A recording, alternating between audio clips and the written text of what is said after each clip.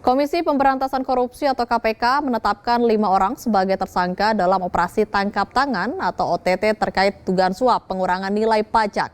Tindak korupsi pengurangan nilai pajak bukan kali pertama terjadi di Dirjen Pajak. Mengapa kasus korupsi perpajakan terus berulang? Kami akan membahasnya bersama Wakil Ketua KPK periode 2015 hingga 2019, Saud Situmorang. Terima kasih Pak Saud sudah bergabung bersama Jopos TV. Ya, terima kasih Mbak. Ya, Pak Saud, kasus korupsi di perpajakan sepertinya sering terjadi, di mana sebelumnya ada nama Gayus Tambunan, kemudian juga Rafael Alun. Nah, saat ini juga ada 3 orang pegawai pajak yang terlibat kasus korupsi perpajakan. Seperti apa, Pak, Bapak melihat kasus korupsi perpajakan yang terus berulang ini? Ya, ini sebenarnya karena KPK kurang ekstensif aja untuk mengejarnya ya.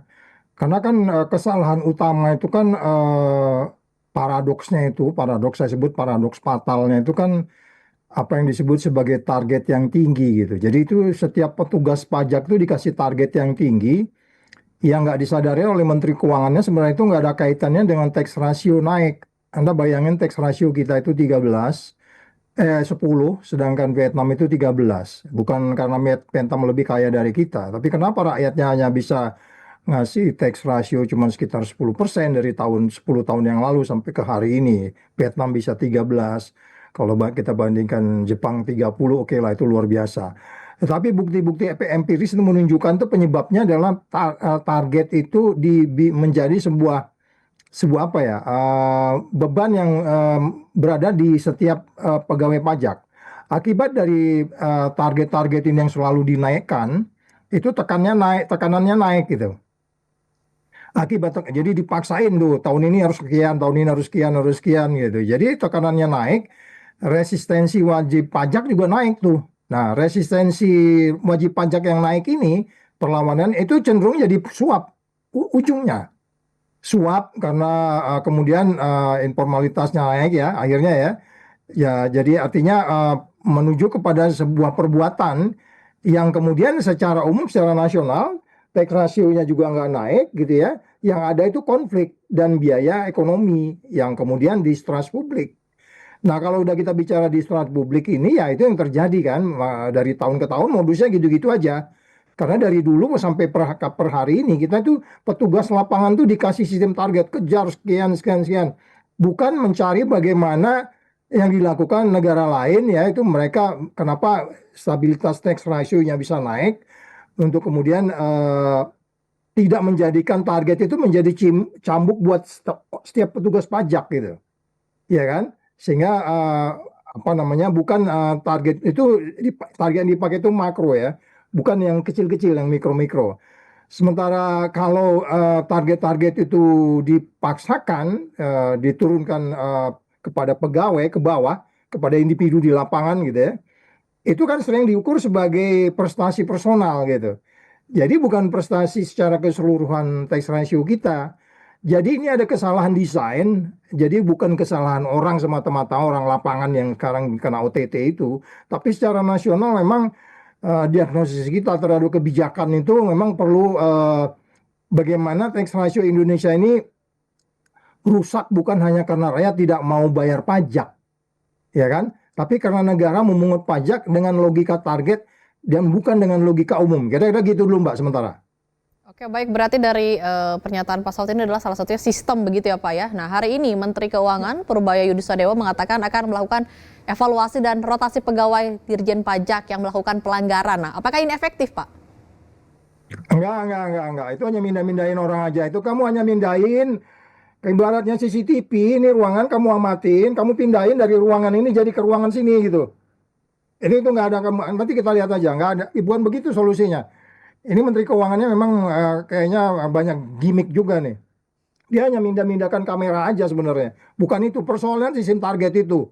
Dan sistem target itu merusak itu, dan itu sistem target itu apa namanya, kepastian hukumnya itu sangat sangat kecil itu ya. Dan angka-angkanya juga menjadi kecil, dan kemudian diskresi datanya juga kecil. Makanya suap akan selalu menjadi yang rasional dibalik oleh petugas dan oleh wajib pajak. Nah, jadi OTT ini akan selalu berulang. Ya, yang kamu bilang tadi itu Mbak, ya itu hanya mindah-mindahin kamera aja. Itu bukan reformasi yang kita maksudkan, itu akan reformasi apa yang disebut dengan setengah jalan aja. Jadi ada pembenahan, itu yang paling penting adalah hapus sistem target mikro itu, yaitu unit atau individu, kemudian jadikan target itu indikatornya makro. Jadi bukan alat tekan. Jadi ini yang harus dilihat dulu. Ukur kinerjanya dengan kepatuhan yang sukarela dari wajib pajak, waktu penyelesaian, terus kemudian koreksi yang hal-hal yang sifatnya sengketa itu kan banyak itu kan, ini wajibnya karena itu melibatkan itu juga tuh konsultan sama wajib pajak dan kalau nggak salah konsultan pajak ya. Jadi menaikkan tax ratio itu nanti lewat macam-macam itu, mereka lebih tahu, mereka sebenarnya lebih pintar itu, cuman nggak dijalankan aja, Mbak. Ya, dalam kasus korupsi perpajakan seringkali begitu Pak ya, para pelaku menggunakan modus konsultan pajak seperti yang Bapak bilang barusan. Apakah ini menjadi celah untuk para pegawai pajak untuk melakukan korupsi, Pak?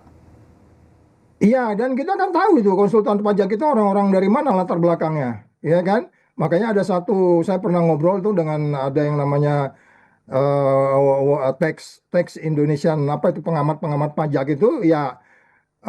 Kalimat kunci yang keluar dari dia, selama pajak dikejar dengan target, ia akan dicapai dengan jalan pintas. Dan setiap jalan pintas dalam pajak pasti berujung pada suap.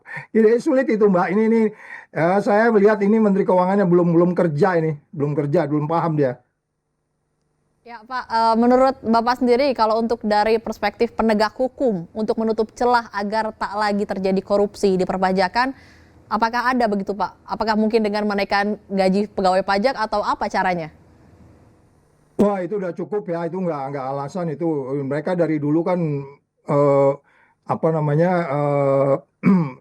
ratingnya juga cukup besar mereka gitu. Jadi kalau dibilang itu hanya menegakkan kepada penegak hukum, nggak juga, karena mereka selalu juga undang-undangnya juga beda, kemudian juga bea cukai ya gitu. Jadi kalau kita lihat juga, kita ambil gini deh, kita ambil tax ratio mulai dari tahun 2025 sampai 2026 itu ya kan.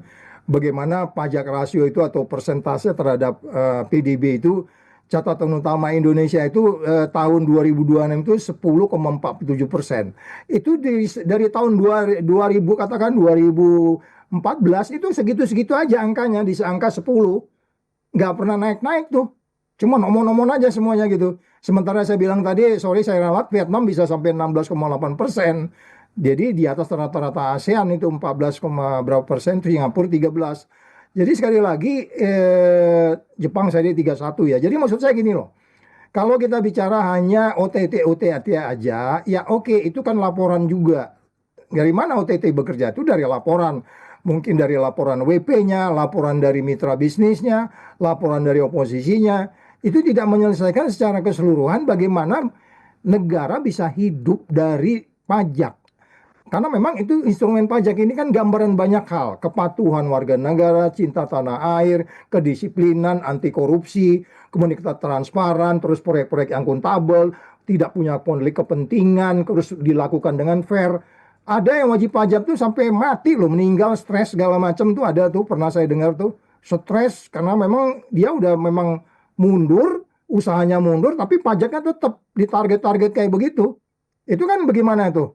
Fair nggak begitu? Jadi makanya ini kompleksitasnya banyak, Mbak, yang harus diselesaikan. Yang saya ralat ya, yang saya dengar bukan, nggak tahu yang meninggal, tapi yang selalu saya tahu stres ada. Stres karena usahanya nggak ada, tapi pajaknya hanya sistem target jadi dikejar gitu. Jadi ini maksud saya, ini saya bilang ini memang pemerintahan masih belum benar ya menata ekonomi kita, gitu Mbak.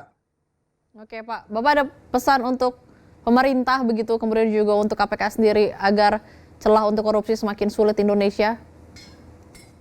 Iya, khusus kepada pajak, ini kan tax ratio kita yang begitu rendah itu, yang coba dilihat nanti pajak pasti tahu tuh, mereka mulai dari tahun 2015 sampai 2026 inilah 10 tahun ini. Jadi basis pajak yang sempit itu banyak sektor informal dan wajib pajak yang belum terdaftar. Jadi yang disebutnya ekstensifikasi, intensifikasi, mereka paham semua itu, mereka pasti lebih paham dari saya lah gitu. Saya ini karena ada visi penegakan hukumnya. Mereka kan kursus di mana-mana, kerja di mana-mana, masternya di mana-mana, dan kemudian bagaimana bisa mereka meningkat kepatuhan yang rendah dari wajib pajak ini. Mereka pasti tahu sektor strategis yang seperti tambang dan sektor-sektor digital. Terus kalau kita bicara insentif, bagaimana mereka bikin tax holiday, mereka lebih paham, Mbak. Cuman ya gitu tadi saya bilang, bagaimana bisa dijalankan secara sustainable, yang sebutnya transparan, akuntabel, bebas dari konflik kepentingan dan fairness itu kan 4 hal yang harus Anda jalankan kalau Anda anti korupsi. Jadi sekali lagi kepada apa namanya aparat penegak hukum ya Anda harus melakukan tetap OTT, tapi nggak akan solusi yang kita angkanya cuman sekitar berapa persen tadi itu kurang dari 10%. Kita hanya di situ aja. Dan ya per hari ini utang kita udah 10.000 triliun itu kan salah satunya karena memang kita gagal di dalam mengambil resource yang ada di dalam negeri sendiri, gitu Mbak. Baik, terima kasih telah bergabung bersama Jawabos TV, Wakil Ketua KPK periode 2015 hingga 2019, Saud Situmorang.